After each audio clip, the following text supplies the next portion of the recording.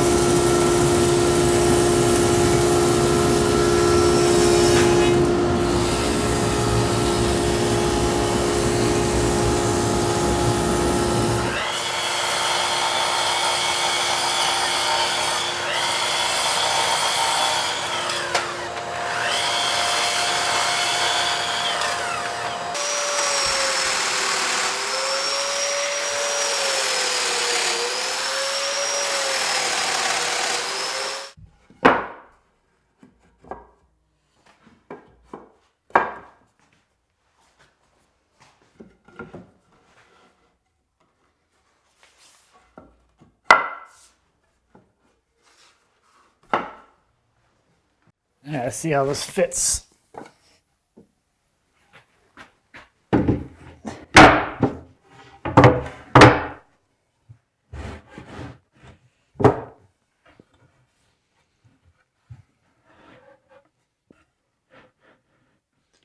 So where this one's kind of planned is that the bottom is flush, the sides are stepped back about a ½ inch from the face here, and then there's the same step on top for the top rail.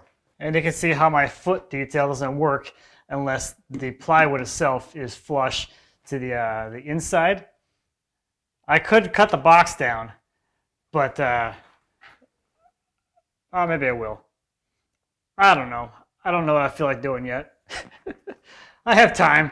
Okay, so let's see about getting this rail stock mounted up in here. So these are the two mounting styles. You can either do a surface mount or an inset flush mount. So of course, we're gonna do this one. So I got some numbers here. I gotta make 2 grooves and make this go into that. So this will be fun.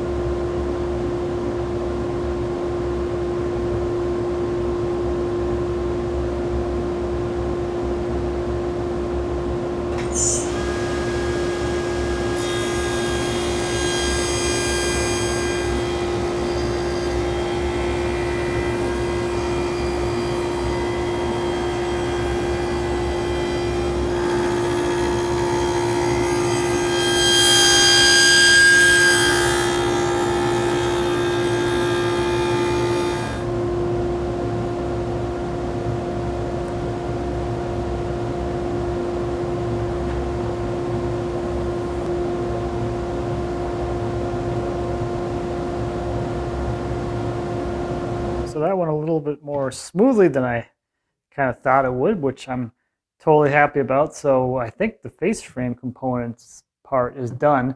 I can move on to the box. So I need to rip away the extra material I added on here. So whatever this is has to come off the box. So my depth stays the same since my face frame is thicker now. And I think I'm just going to cut this whole foot assembly thing off of here. You can see we laid this out, we didn't add enough length on here to give me any scribe. So unless the floor is absolutely perfect, this would never work anyway. This would be too short. So I'm just going to cut it off and put a return on the bottom of the leg here, make it integral to the face frame.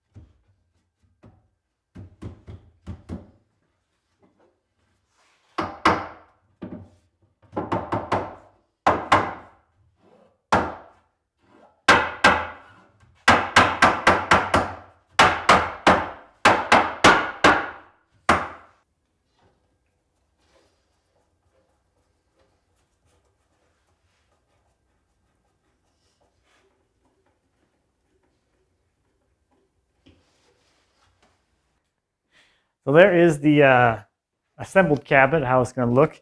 And next I'm going to start working on getting these doors on here and cut the sides and figure it out. I guess actually figure out the hardware and all of that. So this is the panel that we cut on the CNC when we cut the boxes. And as I was looking at this and trying to lay out what we did here with the V-groove spacing, I don't know what we did because it's not actually going to work out with the layout we have here.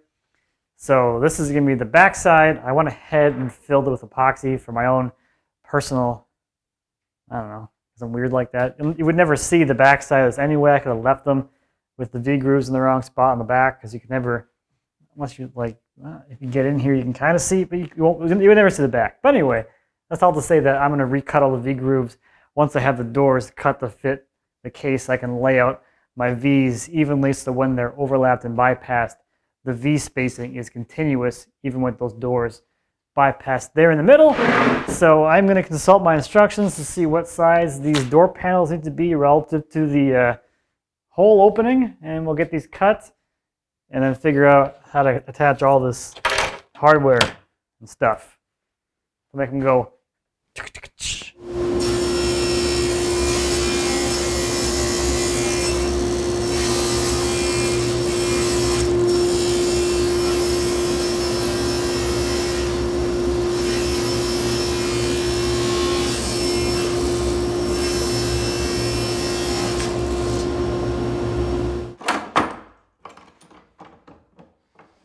Happy Monday.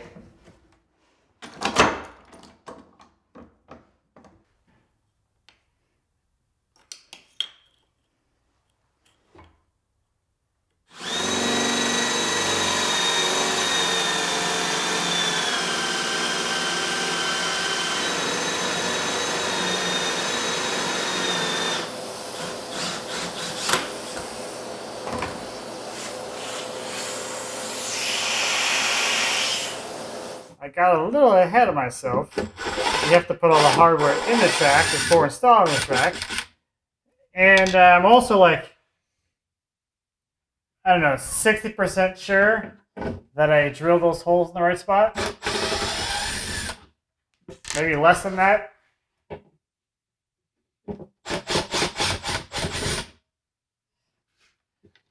I think that 93 millimeters was for bypass doors without auto close.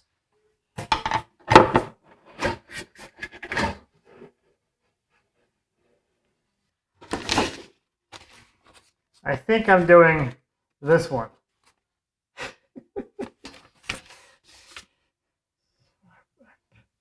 Okay, so I put one of these in.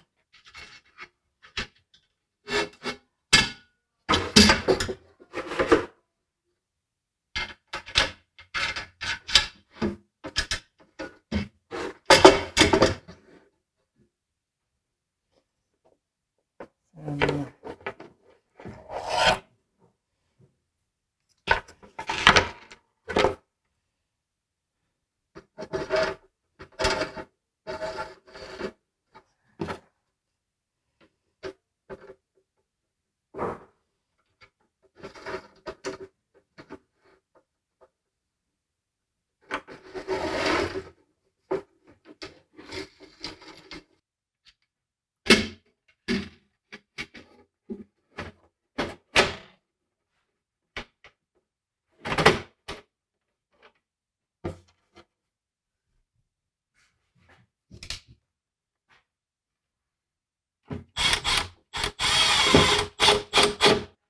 okay, I don't have the guide pins on the bottom installed. Well, we can at least test this.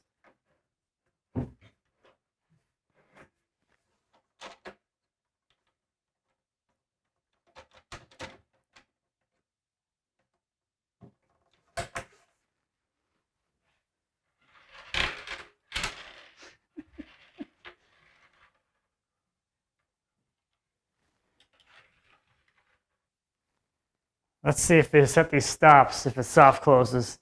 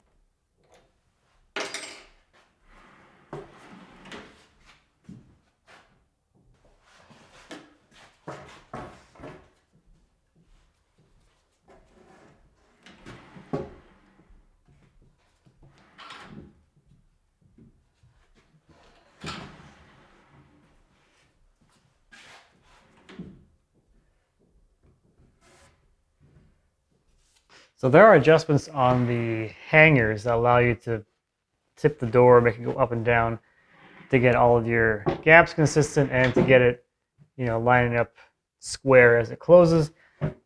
And this thing's gonna need some knobs, clearly. But actually, kind of a slick piece of hardware with the soft open and soft close. And you could reverse it if you really wanted to.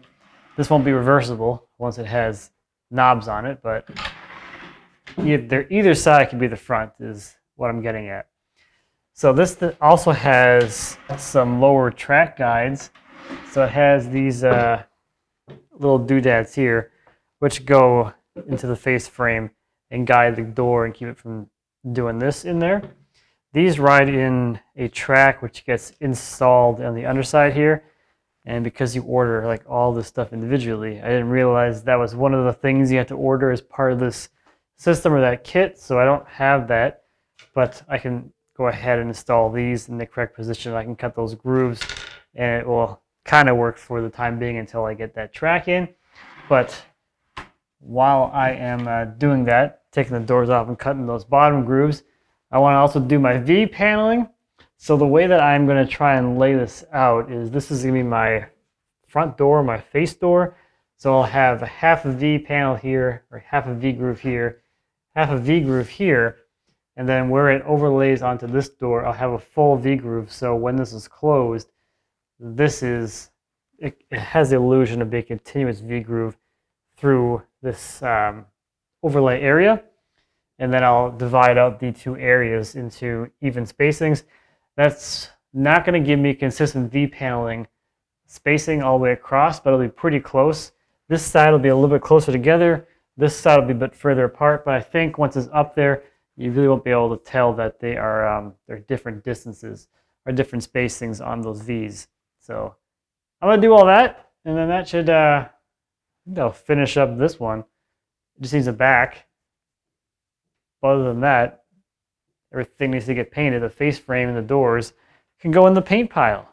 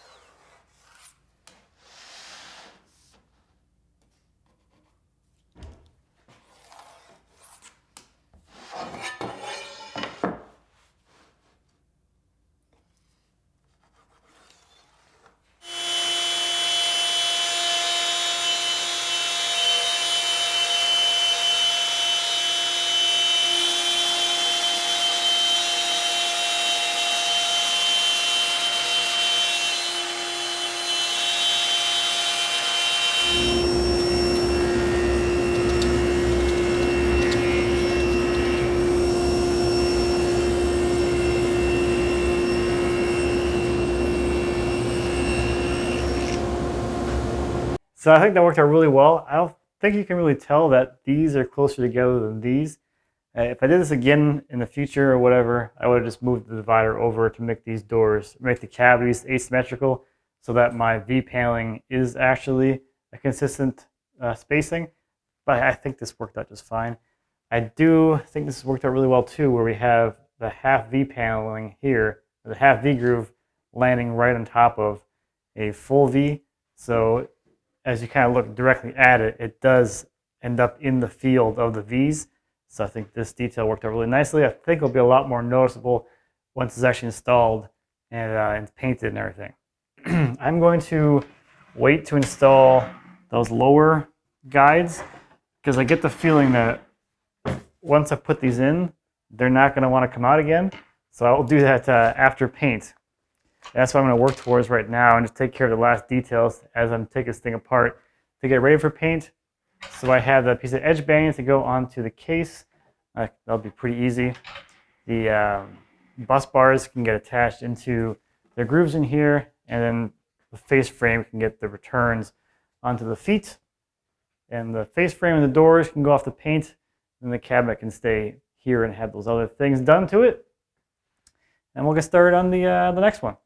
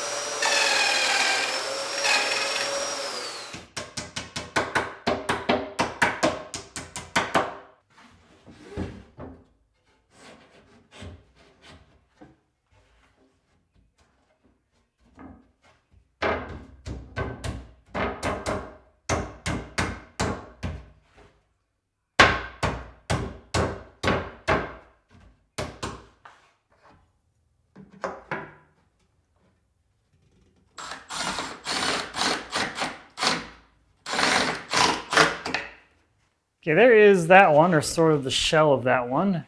It's a corner unit, just like a bigger corner than the one we made for the main kitchen.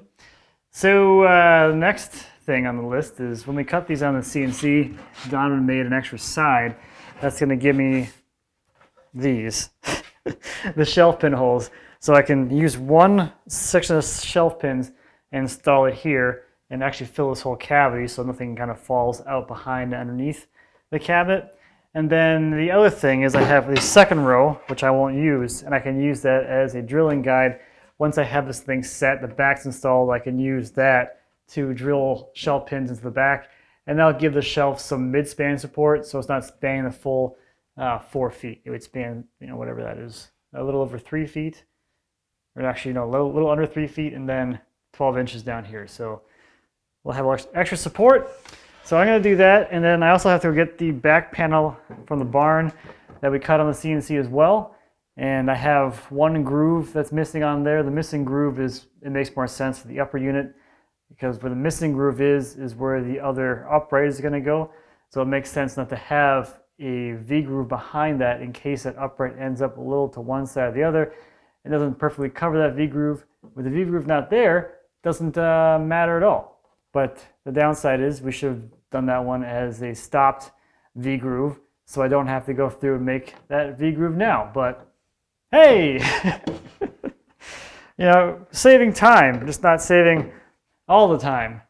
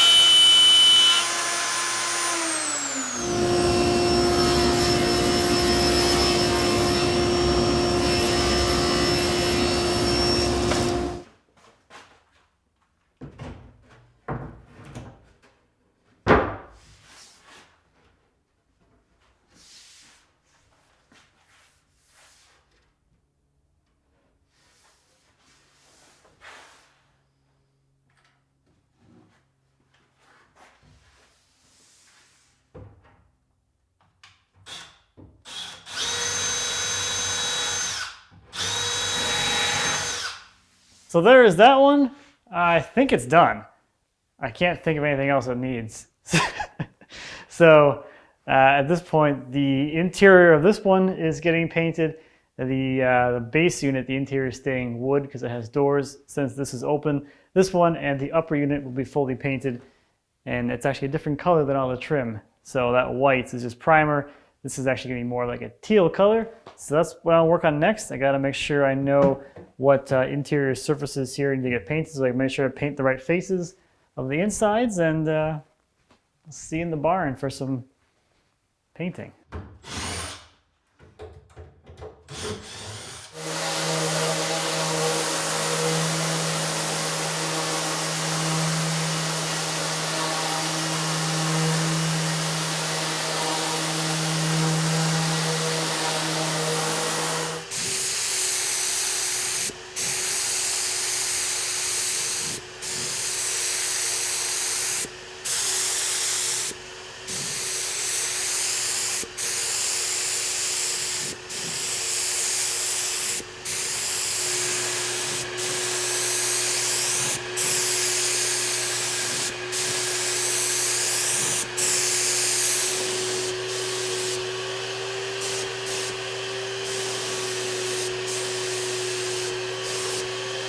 Okay, these are back from paint, so before I do the final assembly, they still need their little bus bars installed for the lights. So I'm going to do that first, and then we'll get into some I don't know, finish assembly or whatever.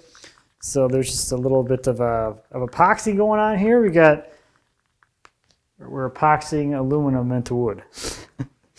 So just have some epoxy with some silica dust mixed in. Just gonna thicken up a little bit so that it doesn't flow everywhere and get all weird. It's more of a paste than usual.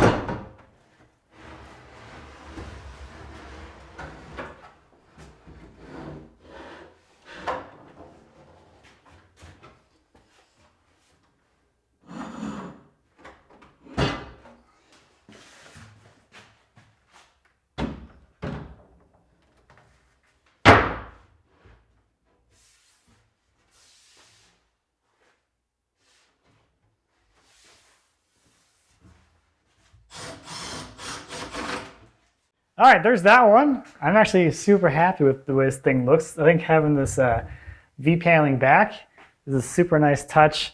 And now that I know what this is going to look like, it's going to be even cooler with the top unit on here with that continuous V-board that goes up. You'll see more of that because it's a bigger cabin and it's more open. I like the color. It's looking good. So this one can go into the house, and I'm going to get the other one put together.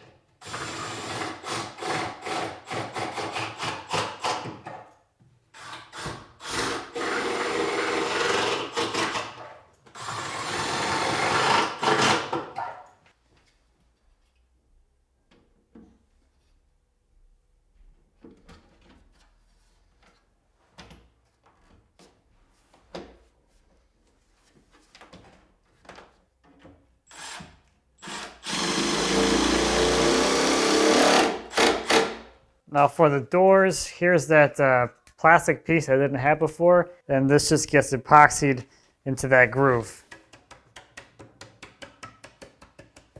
All right, next I'm going to drill for the little guide things for the bottom of the door now that I'm ready to go. However, it requires an 8mm bit. I don't have any metric drills except for 7mm because any woodworker with a lathe has made pens, and that takes a 7mm. So that's what I have. 8mm is somewhere between 5/16 and 21/64. 5/16 is way too tight. 21/64 way too loose. But if I do a really crappy job drilling a 5/16, it's kind of the right size. So that's what I have in my drill. I'm going to drill this hole and wobble the drill around and do what would normally be a bunch of faux pas drilling.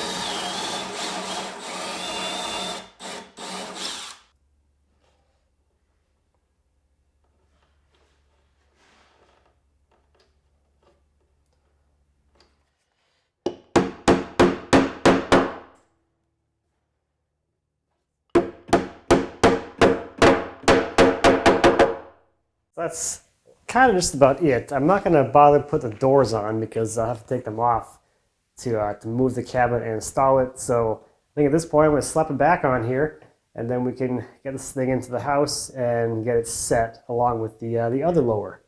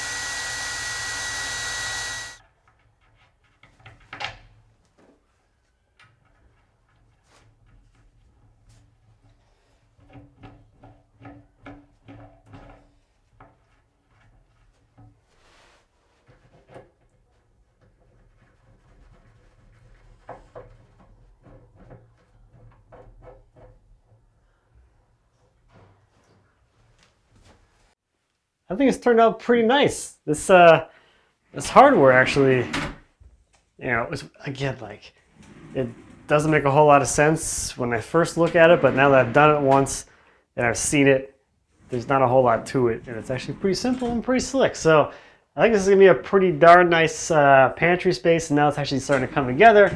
It's more than just some weird empty hole that has nothing in it. It's gonna look really nice with the upper unit in here, and then everything from this line down is all trim in here, and it's got this door thing that integrates into the wall trim as well. So all I'm saying is it's looking good. So that's gonna do it for this one. This area here is now technically ready for countertops. So that leaves me with the island, which we will we'll start on next time. Because then once that's done, we can do countertops at any point while I'm working on everything else. So that's it. Thank you, as always, for watching. I greatly appreciate it. If you have any questions or comments on the pantry or anything back in the shop, please feel free to leave me a comment. As always, I'd be happy to answer any questions you might have. And until next time, happy woodworking.